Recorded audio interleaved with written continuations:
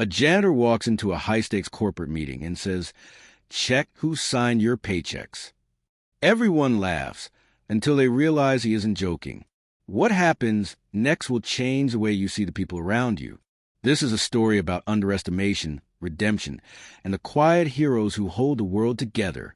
Before we dive in, hit subscribe, like this video, and turn on notifications.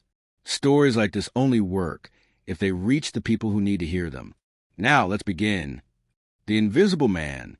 The 40-story glass tower of Verdant Technologies shimmered under the Chicago skyline, a monument to ambition and innovation. Inside its sleek conference room, tension hung thick in air. The blinds were drawn tight against the afternoon sun, casting sharp lines of light across the polished mahogany table. Ethan Cole, 28 and razor-sharp in his tailored navy suit, paced at the head of the room, his fingers drumming against the edge of his tablet. His team, engineers, marketers, financial analysts, hunched over their laptops, fine-tuning slides for the most important pitch of their careers.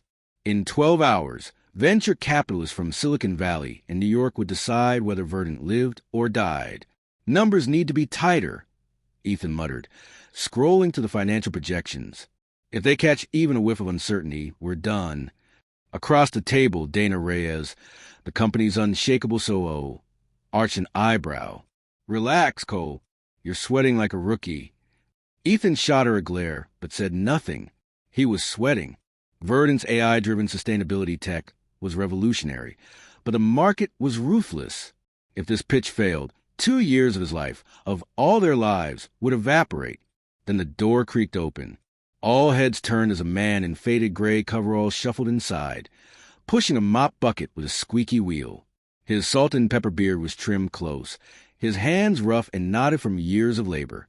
The name stitched on his uniform read Boone. "Sorry, folks," Marcus Boone said, his voice a low rumble. "Gotta clean the vents before your big meeting." A few stifled chuckles broke the tension. Ethan exhaled sharply, rubbing his temples. "Can't this wait?" Marcus didn't look up. "Won't take long." He moved deliberately, his work boots silent on the carpet as he set up a small stepladder near the air duct. Ethan turned back to his team, forcing his focus onto the screen. But out of the corner of his eye, he noticed Marcus pause near the whiteboard, the one covered in their financial models and last-minute adjustments. The janitor's gaze lingered a beat too long on the numbers. Then, without ceremony, Marcus tapped a single figure near the bottom, a projected ROI percentage. "Y'all might want to fix this before the suits arrive," he said.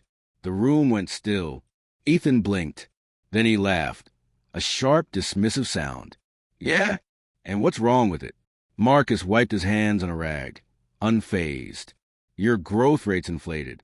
If you're basing this on last quarter's data, it's off by at least 12%. Silence. Then a snort from Jason, the lead engineer. "Since when do janitors crunch numbers?" More laughter, louder this time. Ethan smirked, shaking his head. "Thanks for the input, buddy. We'll take it from here." Marcus didn't react to the mockery. He just nodded, packed up his supplies, and wheeled the mop bucket toward the door. But as he passed Ethan, he stopped. "Funny thing about paychecks," he said, his voice quiet but deliberate. "Sometimes the name at the bottom surprises you." Ethan opened his mouth to retort, but the door clicked shut behind Marcus before he could. The room exhaled, the tension broken by the absurdity of it all.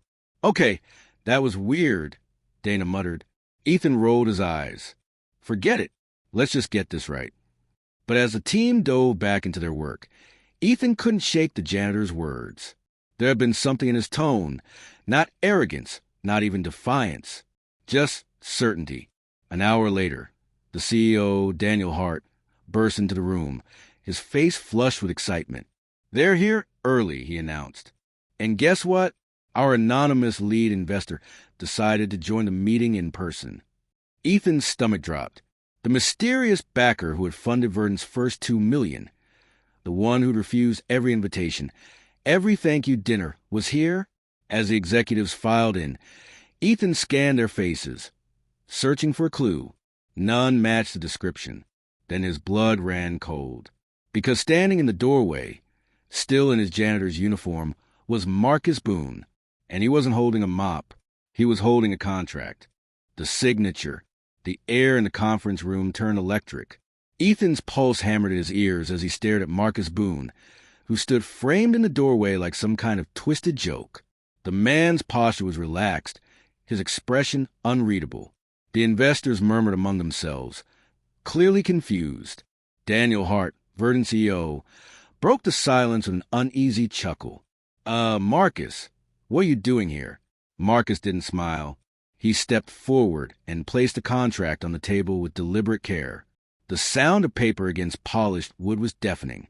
"I'm here to listen to the pitch," he said. His voice was calm, but it carried the weight of someone used to being heard, and to see if my money's being put to good use. Ethan's mouth went dry. His fingers twitched toward the financial projections, the same ones Marcus had pointed out as flawed earlier. A cold sweat pricked the back of his neck. Dana Reyes, ever the quickest to recover, leaned forward. "Wait, you're M. Boone, the silent investor?" Marcus nodded once. Jason, the lead engineer, let out a disbelieving laugh. "No way. This is a prank, right?" But Daniel Hart's face had gone pale. He picked up the contract, scanned it, then exhaled sharply. "It's real." The room erupted. Ethan couldn't move. His mind raced, replaying every dismissive comment, every smirk, every time he'd wave Marcus off like background noise. The janitor, no, the investor, met his gaze, and for the first time, Ethan saw something flicker in those steady eyes. Not anger, not even disappointment, just patience. It was worse. Daniel cleared his throat. "Marcus, we had no idea." "I know," Marcus interrupted. That was the point. He gestured to the whiteboard. "But now you do, and I'd like to hear how you plan to fix that error before we proceed." Ethan's stomach twisted. The error Marcus had pointed out earlier, the one Ethan had brushed off, was now the focal point of the entire meeting. The investors were already murmuring, flipping through their copies of the projections. Dana shot Ethan a look that screamed do something. He swallowed hard. It's a miscalculation in the growth model," he admitted, forcing the words out. "We'll adjust it." Marcus folded his arms. "How?" Ethan opened his mouth, but nothing came out. He didn't have an answer. The silence stretched, suffocating. Finally, Marcus sighed. "You've got talent, Ethan, but talent without humility is just noise." He turned to the investors. "I suggest we reschedule. Give Verdant a chance to correct their numbers and their perspective." The lead VC, a silver-haired man in a tailored suit, nodded. "Agreed." Just like that, the meeting was over. The investors filed out, leaving Ethan and his team in stunned silence. As Marcus turned to leave, Ethan found his voice. "Why?" The word came out raw. "Why hide who you were?" Marcus paused. "Would you have listened if I hadn't?" Ethan had no answer. The next hour passed in a blur. The team scrambled to rework the projections, but the damage was done. Dana was furious, Jason was in shock, and Ethan just felt hollow. He needed air. He found Marcus on the building's rooftop garden, leaning against the railing, staring out at the Chicago skyline. The wind tugged at his coveralls, making him look almost ordinary again. Almost. Ethan approached slowly, his pride still bruised, but his curiosity winning out. "You're not what I expected." Marcus didn't turn. Most people aren't. Ethan hesitated, then pulled a folded check from his pocket. The one Marcus had left on the table. "This is your first investment in Verdant." "Yep." "You signed it as M. Boone, not Marcus." "Yep." Ethan exhaled. "You were testing us." Finally, Marcus turned to face him. "I was giving you a chance." The weight of that statement settled over Ethan. All this time, Marcus had been watching, waiting to see if anyone would look past the uniform. No one had. Ethan ran a hand through his hair. "So what now?" "Now," Marcus shrugged. "Now you decide if you're going to keep seeing janitors as nobodies, or if you're ready to learn something." Ethan met his gaze. "Teach me." For the first time, Marcus smiled. The fallout. The office was too quiet. Ethan sat at his desk, fingers hovering over his keyboard, staring at the revised financial projections without really seeing them. The hum of the air conditioning was the only sound in the empty bullpen. It was past midnight, and the rest of the team had gone home hours ago, defeated, demoralized, and in Dana's case, downright furious. His phone buzzed. A text from Jason. Hart just called an emergency board meeting. No one saying it, but we all know what that means. Ethan didn't need it spelled out. The investors had spooked. The company was on life support. And it was his fault. He leaned back in his chair, rubbing his temples. The numbers still didn't add up. Marcus had been right. Their projections were inflated, their assumptions reckless. But admitting that now felt like signing his own professional death warrant. The elevator dinged. Ethan looked up, expecting a security guard, or maybe a cleaner. Instead, Dana Reyes strode in, her heels clicking against the polished concrete like gunshots. Her dark eyes burned with a quiet fury. "You're still here," she said. It wasn't a question. Ethan straightened, trying to fix this. Dana dropped a folder on his desk. Too late. He opened it. Termination papers. His stomach lurched. "You're kidding. Do I look like I'm kidding?" Dana crossed her arms. "The board voted.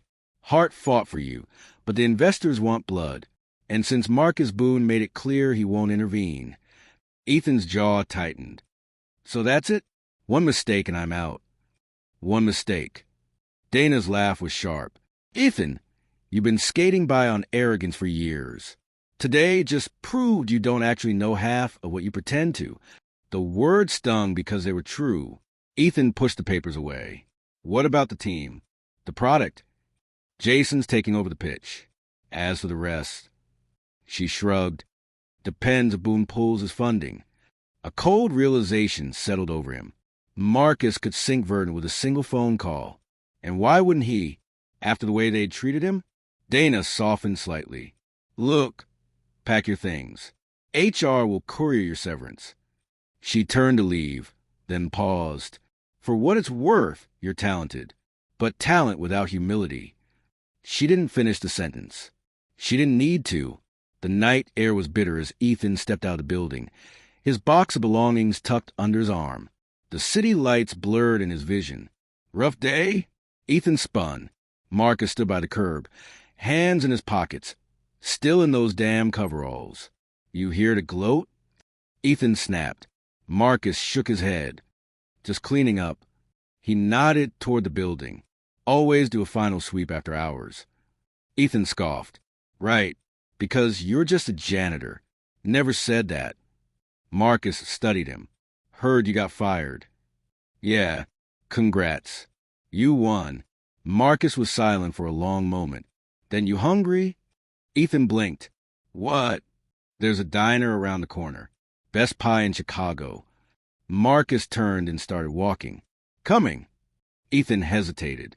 Every instinct told him to walk away, to lick his wounds in private.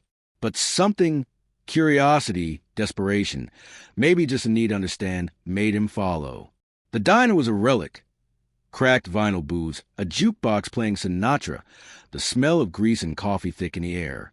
Marcus slid into a corner booth and ordered 2 slices of apple pie, without looking at the menu. Ethan sat across from him, arms crossed. "Why are you doing this?" Marcus poured cream into his coffee. "Because someone once did it for me." He stirred slowly, the spoon clinking against the mug. 30 years ago, I was you, hotshot engineer. Thought I knew everything. Then my wife got sick. Medical bills wiped us out.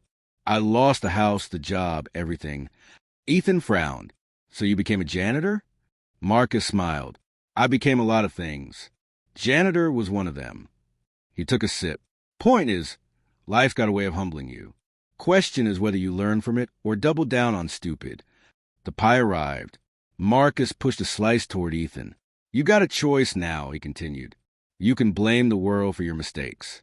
Or you can ask yourself why a janitor saw the flaw in your work before you did." Ethan picked at the crust. "What if I don't like the answer?" Marcus shrugged. "Then you'll keep failing. But if you're willing to listen..." He leaned forward. "I could use some help with something." Ethan eyed him. "What kind of help?" Marcus slid a business card across the table. not a janitorial service, not an investment firm. Boone Family Foundation. Turns out, Marcus said, I own a few buildings downtown. Could use someone to manage the renovations. Ethan stared at him. You're offering me a job. I'm offering you a chance. Marcus stood, dropping cash on the table. Think about it. He walked out, leaving Ethan alone with his pie, and the first real hope he'd felt all day. The cleanup, the alarm blared at 4:30 a.m. Ethan groaned, slamming his palm on the clock. His apartment was dark, the Chicago skyline just beginning to glow with the first hints of dawn. He sat up, rubbing his face. 2 weeks ago, he would have been pulling an all-nighter at Verdant, fueled by espresso and ego. Now, he was lacing up steel-toed boots for a job he still couldn't believe he'd taken. The Boone Family Foundation offices were in a converted warehouse in the West Loop. When Ethan arrived, Marcus was already there, sipping coffee from a chipped mug as he reviewed blueprints spread across a work table. He looked up as Ethan entered. Late. Ethan checked his watch. 5:28 a.m. I'm 2 minutes early. On my sights, Marcus said, early is on time. On time is late. He tossed Ethan a hard hat. Let's go. The building was a 6-story brick relic from the 1920s, all exposed beams and crumbling plaster. Marcus led Ethan through the gutted first floor, where a crew of contractors was already at work. Boone Tower, Marcus said, slapping a dusty wall. Bought it for a song 10 years ago. Tenants move out next month. Your job is to oversee the remodel. Ethan frowned. I don't know anything about construction. You know spreadsheets. You know budgets. Marcus pointed to a worker installing drywall. Miguel their nose drywall. Learn from him. A burly man with a thick mustache nodded at Ethan. First lesson, mud dries faster than pride. The crew laughed. Ethan's face burned. Days blurred into a grueling rhythm. Up before dawn, home after dark. Ethan learned to read piping diagrams, to spot shoddy electrical work, to haggle with suppliers. The contractors tested him at first, misdrilled holes, lost invoices, until they realized he wasn't above hauling lumber or scrubbing paint spills. One afternoon, as Ethan wrestled with malfunctioning power drill, Marcus appeared beside him. Here. He adjusted Ethan's grip, let the tool do the work. The drill bit sank smoothly into the wood. Ethan exhaled. Why are you making me do this? Marcus wiped his hands on his jeans. You ever really looked at a building before? Not the glass and chrome parts. The guts, the pipes and wires that make it live. Ethan shook his head. Most people don't, Marcus said. But the guy who understands the foundation, he's the one who knows when the whole thing's about to fall. News trickled in from Verdant. The revised pitch had failed. Investors were jumping ship. When Ethan overheard Marcus on the phone, No, I won't bail them out. They need to feel this. He almost protested. Then he remembered Dana's words. Talent without humility. He stayed quiet. The crisis came on a Thursday. Ethan was reviewing HVAC schematics when shouts erupted from the third floor. He sprinted upstairs to find water gushing from a burst pipe, workers scrambling to contain the flood. Miguel thrust a wrench into Ethan's hands. Main shutoffs in the basement.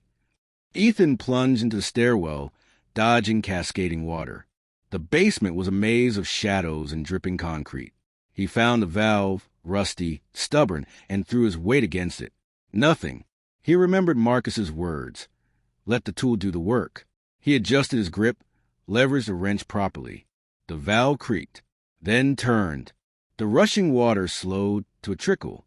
Upstairs, Marcus surveyed the damage. The crew hovered nervously, expecting fury. Instead, Marcus clapped Ethan on the shoulder. Good job. 2 words. They shouldn't have mattered. But as Ethan stood there, soaked and exhausted, they felt like a revelation. Maybe he wasn't useless. Maybe he was just learning.